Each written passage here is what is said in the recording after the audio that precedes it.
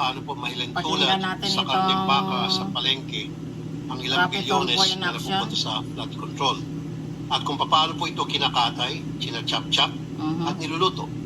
Nagsisimula po yan sa isang proponent na kung saan ay kakatay po siya ng say 20 billion pesos mula sa NEP, BICAM, and ang program appropriation.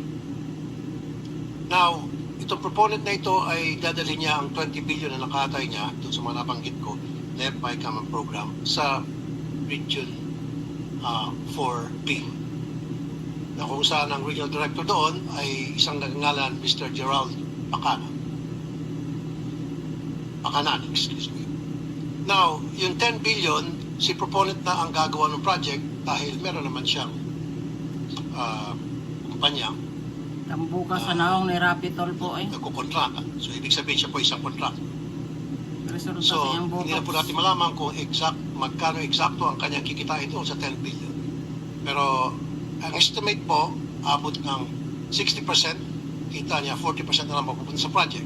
Ano mangyari po doon sa 10 billion na titira?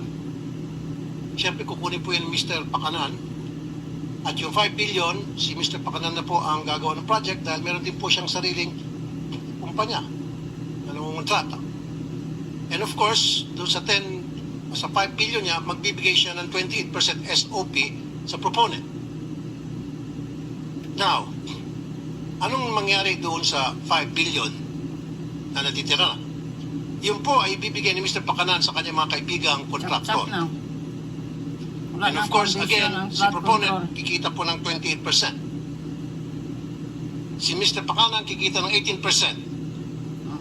Yung mga contractor, of course, kikita din yun 30%. Alisin po natin dyan yung 7% para sa tax sa BIR o PAT. Wala nang maiwan sa At project. meron pa pong 3.5% para sa tinatawag na EAO, Engineering and Administrative Overhead. Kasama po dyan Bids Awards Committee at kung ano na pa.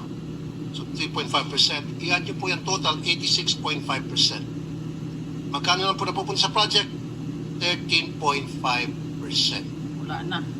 Ganun po yung kalokohan nangyayari. Losyang na ang sa proyekto. Region 4B. Now, hindi na lang Mr. Chairman.